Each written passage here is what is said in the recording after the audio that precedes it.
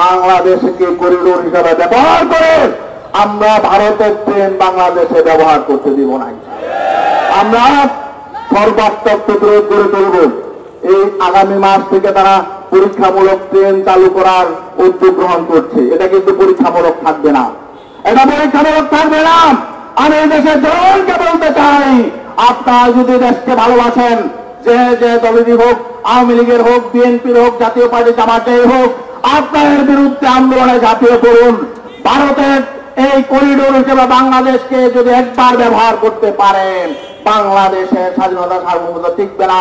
ভারতের মানুষ, বাংলাদেশের মানুষ এখন যেমন বাংলাদেশে সরকার গঠনের ক্ষমতা হারিয়েছে, তখন বাংলাদেশের মানুষ তাদের স্বাধীনতা সার্বভৌমত্ব হারাবে। সব টেন্ডেন্সি আমরা হারাবো। অতএব আমরা তীব্র আন্দোলনের জন্য, সর্বাত্মক আন্দোলন, এখানে কোন দল মত ধর্ম নয়, বরং যারা এই দেশ ভালোবাসে, দেশকে যারা ভালোবাসে, তাদেরকে আজকে ঐক্যবদ্ধ হতে হবে। বীর সাহেব তহমায় বলেছেন, আমরা যদি ঐক্যবদ্ধ হই আমরা অবশ্যই লক্ষ্যে পৌঁছতে পারবো। এটা হলো লক্ষ্যে পৌঁছার আন্দোলন। আর এই লক্ষ্যে পৌঁছতে হলে ভারতের দালাল, ভারতের পুতুল সরকার, এই শেখ হাসিনার পতন ঘটাতে হবে। এই শেখ হাসিনাকে ক্ষমতায় রেখে বাংলাদেশের স্বার্থ কোনদিন উদ্ধার করা যাবে না। কারণ শেখ হাসিনা ভারতকে কি দিয়েছে এটা নিয়ে গর্ব করেন, কিন্তু ভারত থেকে কি নিয়ে এসেছেন এ কথা তিনি বলতে পারেন না। অতএব এবং ভারতের স্বার্থ যে সরকার রক্ষা করে, যে প্রধানমন্ত্রী ভারতের স্বার্থ রক্ষার জন্য কাজ করে, এই প্রধানমন্ত্রীকে আগে ক্ষমতা থেকে আমাদের নামাতে হবে, এই সরকারকে নামাতে হবে। এই সরকারের সবগুলো মন্ত্রী ভারতের তামটা, ভারতের স্বার্থ দেখে। অতএব ভারতের স্বার্থ যারা দেখে, তারা স্বাধীন দেশের মন্ত্রিত্ব টানানোর মতো উপযুক্ত তাদের নাই। অতএব আমরা সব মন্ত্রীদের এবং সরকারের পতন চাই। আপনি ক্ষমতা ছেড়ে দিয়ে চলে যান, আপনাকে দেশের মানুষ চায় না। দেশের মানুষ আপনাকে ক্ষমতায় বসায় নাই, দেশের মানুষ আপনাকে বর্জন করেছে। যে নির্বাচন, দামি নির্বাচন হয়েছে, দেশের 90% মানুষ সেই নির্বাচন বর্জন করেছে। যে জন্য দেশের জন্য আপনার কোনো দায় নাই, জনগণের মতামতের প্রতি আপনার কোনো শ্রদ্ধা নাই। অতএব আমরা চাই আপনি চলে যান।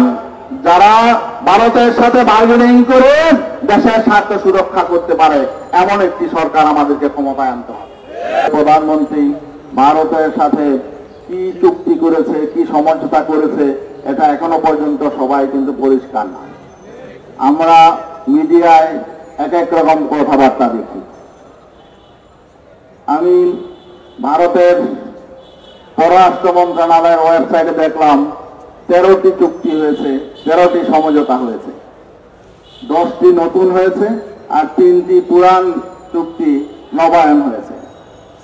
এর মধ্যে কিছু বিষয় নিয়ে আলোচনা হচ্ছে, বিশেষ করে রেল ট্রানজিট নিয়ে বেশি আলোচনা হচ্ছে, কিন্তু এর বাইরেও আরো স্পর্শকাতর বেশ কিছু বিষয় আছে যেগুলো নিয়ে খুব একটা আলোচনা হয় না। এর মধ্যে একটি হলো বাংলাদেশের সেনাবাহিনী এবং ভারতের সেনাবাহিনী, তারা কৌশলগত এবং অপারেশনাল খাতে তারা প্রশিক্ষণের জন্য তারা নিজেরা কি করবে, প্রশিক্ষণ সহযোগিতা বিনিময় করবে, শিক্ষা সহযোগিতা বিনিময় করবে। তো বাংলাদেশের সেনাবাহিনী ভারতের সেনাবাহিনীর কাছ থেকে কি শিখবে, কেন শিখবে? ভারতের বাংলাদেশের নিরাপত্তার জন্য সমস্যা কি এটা আমরা সবাই জানি, কারা সমস্যা এটা আমরা সবাই জানি। এখন প্রতিপক্ষের কাছ থেকে আমাদের কৌশল জানতে হবে যে কোন কৌশলে বাংলাদেশের সেনাবাহিনী অপারেশন চালাবে, স্ট্র্যাটেজিক কৌশলগত বিষয়গুলো কি হবে, এটা আমাদের প্রতিপক্ষের কাছ থেকে শিখতে হবে। আরেকটা বিষয় হলো বাংলাদেশের পুলিশের অফিসাররা ভারতের কাছ থেকে প্রশিক্ষণ নেবে, 350টি স্লটে প্রশিক্ষণ হবে। এই যে বিষয়গুলো, এগুলো কেন? কারণ হলো বাংলাদেশের কেমন সরকার হবে, কারা ক্ষমতায় টিকে থাকবে, এটা ভারতের দ্বারা নির্ধারিত হয়। আর বাংলাদেশের সরকার টিকিয়ে রাখে সেনাবাহিনী আর পুলিশ। এই জন্য জনগণের প্রয়োজন নাই, জনগণ কোন দিকে যাবে প্রয়োজন নাই। সেনাবাহিনীকে প্রশিক্ষণ দিবে, পুলিশকে প্রশিক্ষণ দিবে। ভারতের চিন্তা, ভারতের পরিকল্পনা বাস্তবায়নের জন্য আর কিছু প্রয়োজন নাই। ভারত দীর্ঘদিন যাবৎ চাচ্ছিল একটা করিডোর, আমরা কানেক্টিভিটির বিষয় বিরুদ্ধে নই, আমরা ভারতের বিরুদ্ধেও নই। ভারত আমাদের প্রতিবেশী, আমরা প্রতিবেশীর সাথে সুসম্পর্ক চাই। সেই সুসম্পর্কটা হবে সমমর্যাদার ভিত্তিতে। একটা স্বাধীন সার্বভৌম রাষ্ট্র আর একটা স্বাধীন সার্বভৌম রাষ্ট্রের সাথে যেমন সম্পর্ক থাকে, সমমর্যাদা সম্পর্ক, আমাদের সেই সমমর্যাদা সম্পর্ক থাকবে। আমরা তা আপত্তি নেই, আমাদের কানেক্টিভিটিতে আপত্তি নেই। ভারতের সাথে আমাদের ট্রেন যোগাযোগ আছে, এখনো আছে। আর ভারতের সাথে আমাদের সড়ক পথে যোগাযোগ এখনো আছে, নৌপথে যোগাযোগ আছে। আমরা তো সেই কানেক্টিভিটির বিরোধিতা করছি না। আমাদের দেশ থেকে রেলপথে মানুষ ভারত যাচ্ছে, ভারত থেকে আসছে, তাই না, সড়ক পথে যাচ্ছে, আসছে, আমরা এর বিরোধী নই। কিন্তু তারা কি চাচ্ছে? তারা চাচ্ছে আসলে করিডোর। আজকে আমাদের দেশের মন্ত্রীরা এক একজন এক এক রকম কথা বলে।